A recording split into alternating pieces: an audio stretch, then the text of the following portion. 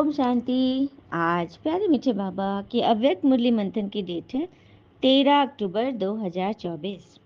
और आज मीठे मीठे बाबा मधुबन में आके जो हमें मुरली सुनाए थे उसकी रिवाइज डेट है 11/3/2002। 2002 को बाबा ने ये मुरली चलाई थी, जिसकी अभी रिवीजन कोर्स चल रही है। तो आज जो बाबा टाइटल दिया वो है विशेषताएं परमात्मा देन है। विशेषताएं परमात्मा देन है, इन्हें विश्व सेवा में अर्पण करो। आपकी जो भी विशेषताएं हैं वो ईश्वर की देन है, तो इसे विश्व सेवा में अर्पण करो, क्योंकि भगवान ने आपको दिए हैं। आज तो बाबा ने बहुत मस्त मुझे चलाई है। तो आज great great grand father Brahma पिता और शिव पिता अपने विश्व के चारों ओर के श्रेष्ठ ब्राह्मण कुलभूषण भाग्यवान बच्चों को बहुत बहुत अरब खरब बार दिव्य अलौकिक जन्म की मुबारक दे रहे हैं।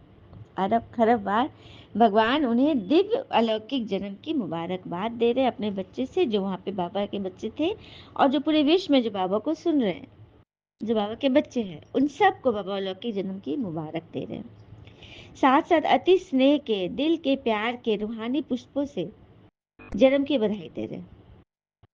हर एक ब्राह्मण आत्मा की विशेषता देख बाबा हर्षित हो रहे हैं, दिल ही दिल में गीत गा रहे हैं, वाह बच्चे वाह।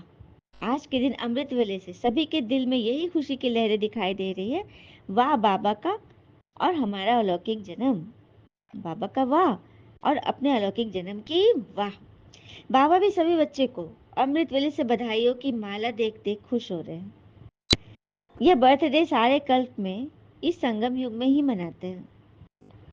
सतयुग में भी ऐसा अलौकिक जन्मदिन नहीं बनाएंगे, वहां भी ऐसा विचित्र जन्म नहीं होगा जो बाबा और बच्चों का एक साथ ही जन्म हो। ये मुरली है शिवरात्रि पर। शिव आते हैं ना, मतलब आना अर्थात जन्म लेना, और काय प्रवेश करना अर्थात सृष्टि पर अवतरित हो जाना। ठीक है, क्योंकि कहते हैं ना कि चित्र नहीं चरित्र सुंदर हो, भवन नहीं भावना सुंदर हो, साधन नहीं साधना सुंदर हो, दृष्टि ही नहीं दृष्टिकोण भी सुंदर हो। तो तारीफ चेहरे की नहीं चरित्र की होनी चाहिए, क्योंकि अच्छा चेहरा बनाने में चंद मिनट लगते हैं, परंतु अच्छा चरित्र बनाने में पूरा जीवन लग जाता है।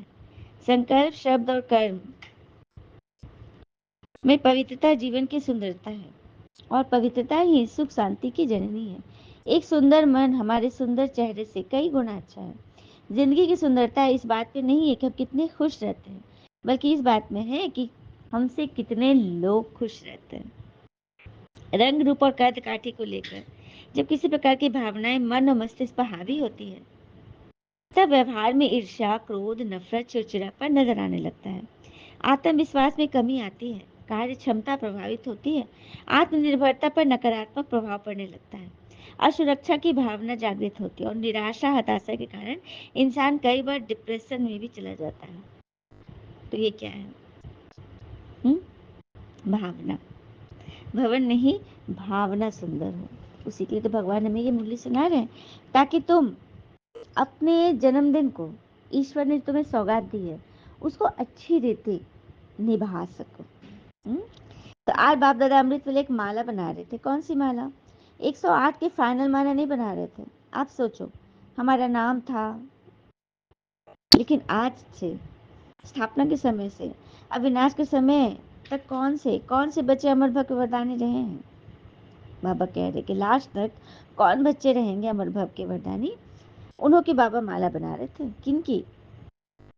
108 बच्चों की, जो लास्ट समय तक रहेंगे, जो परिवर्तन को अपनी आंखों से देखेंगे, बाबा उनकी माला बना रहे थे। बाप दादा ब्राह्मण वंशावली बना रहे हैं, इसलिए विश्व के हिसाब से भी ब्राह्मण आत्माएं हैं वो बहुत बहुत भाग्यवान है। क्यों? कोटों में कोई की लाइन में और कोई में भी एक तरह विश्व की करोड़ों आत्माएं हैं, दूसरी तरह आप हर एक ब्राह्मण हो। आप ब्राह्मण हो, थोड़े से ब्राह्मण हो। तो जन्मदिन पर बाप दादा हर एक बच्चे को, कोई कोई को नहीं, सभी बच्चों की जन्म पत्री देखकर हर एक की विशेषताओं की मालाएं गले में डाल रहे थे। बाबा आज सभी की विशेषताएं देख रहे हैं। जो सभी चेक करे कि हमारे अंदर कौन कौन सी विशेषताएं हैं। चाहे आप नए हैं, चाहे पुराने हैं, चाहे मध्य के हैं, लेकिन है विशेष, और विशेष ही रहेंगे, सारा कल्प विशेष रहेंगे। तब विशेषताओं को जानते हो ना? अगर हाँ तो एक हाथ उठाओ। एक हाथ से सबने बाबा को उठा के दिखाया। बहुत अच्छा। उस विशेषताओं को क्या करते हो, जानते हो? बहुत अच्छा है।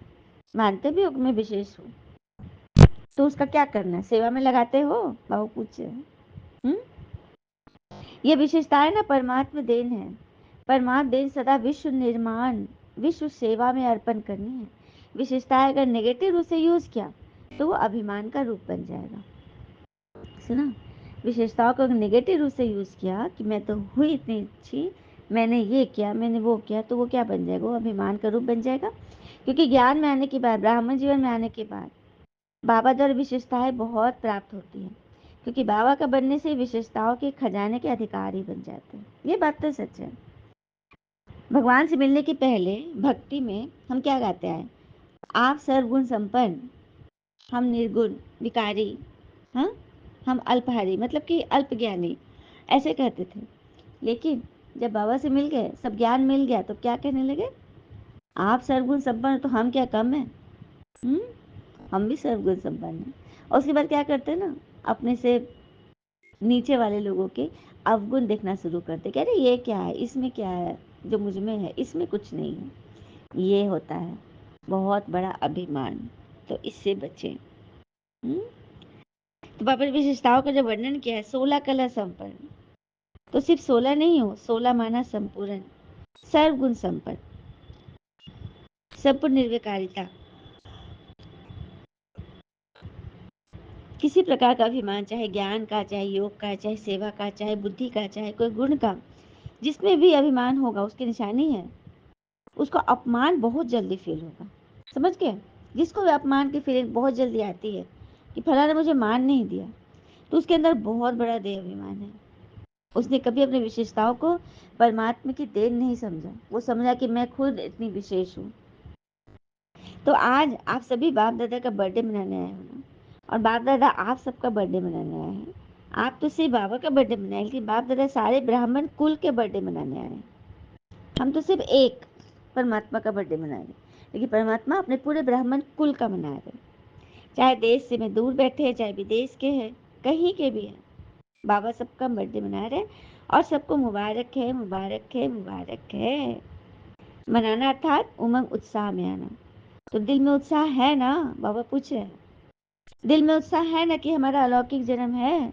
सभी हाँ कहिए, और मंथन में शेयर कीजिए कमेंट यूट्यूब पे कि हाँ बाबा, ये हमारा अलौकिक जन्म है। तो बाबा आज सभी के उमंग उत्साह को देख रहे थे, सबके कार्ड देखे। हाँ, बाबा को भेजते ना सब, तो बाबा वो सब देख रहे थे। चाहे ईमेल है, चाहे कार्ड हो, चाहे पत्र हो, चाहे दिल के संकल्प हो। अमृत वेले से वतन में अगर चारों ओर के कार्ड, पत्र, ईमेल, संकल्प सब इकट्ठे करो तो देख देख कर बड़ा मजा आता है। एक एग्जीबिशन जैसी हो जाती है। बाबा बोले ने एग्जीबिशन लगा दिया तुम बच्चों ने।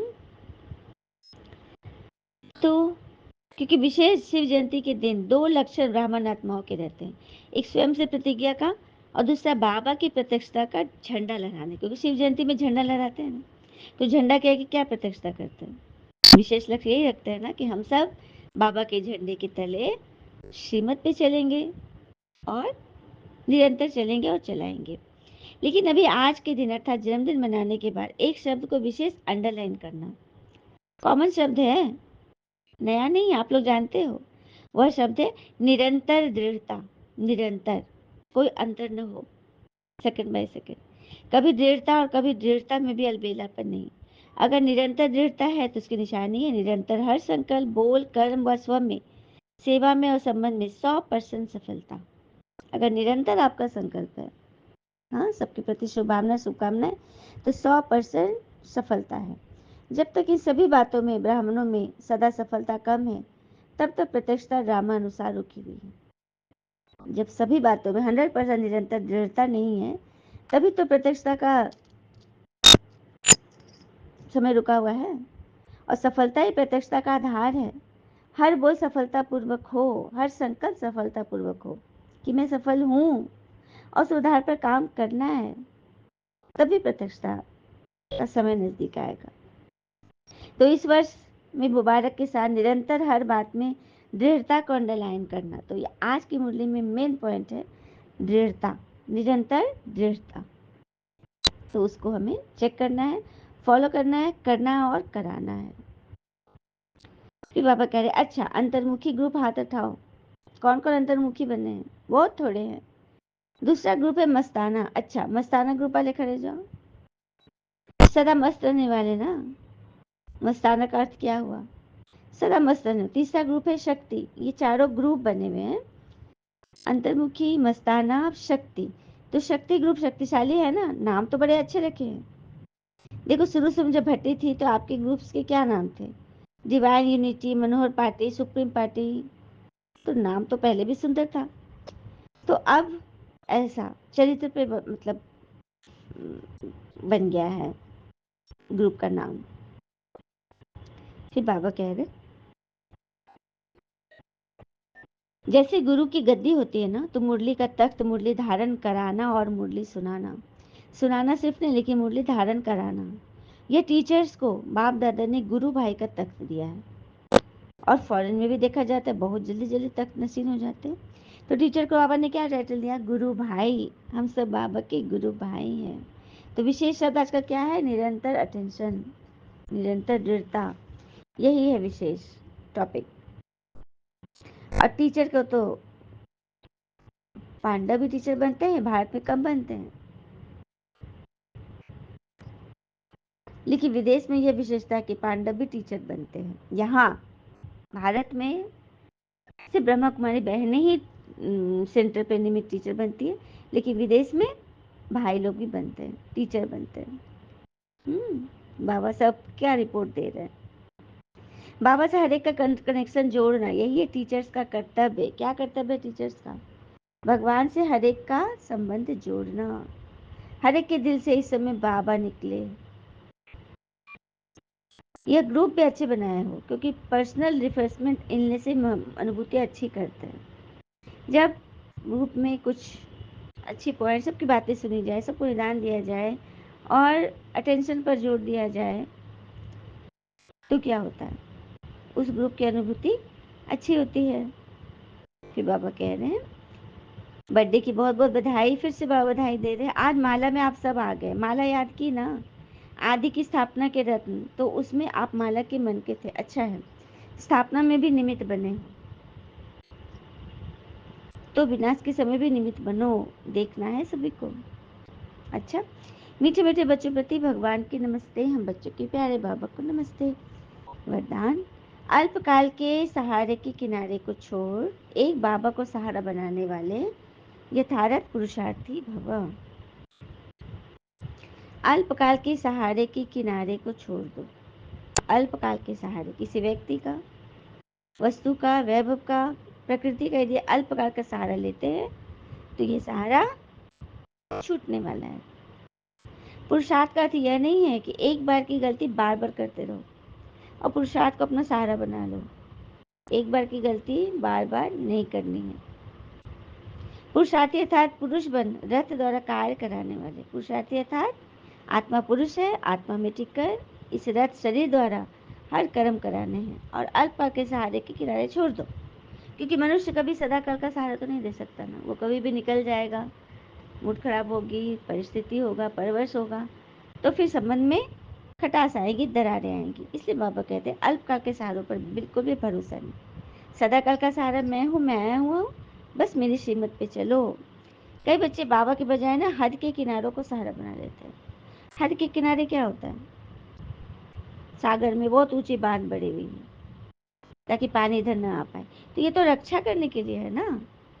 हाँ हाँ, थोड़े से गेट खोलता है, इसे पानी वो निकाल देता है। देखा है किसी ने? हम्म। तो वैसा बन जाइए एकदम निर्झर करता हुआ, जब भगवान खुद आकर हमारे रथ को संभाल ले, हमारे झरने में नहा ले, है ना, ज्ञान के झरने में। तो चाहे अपने स्वभाव संस्कारों को, चाहे परिस्थिति को, ये सब अल्पकाल के सहारे दिखावा मात्र धोखेबाज है। एक बाबा का सहारा ही छत्र छाया है। स्लोगन, नॉलेजफुल वह है जो माया को दूर से ही पहचान कर स्वयं को मार्क्स दे दे।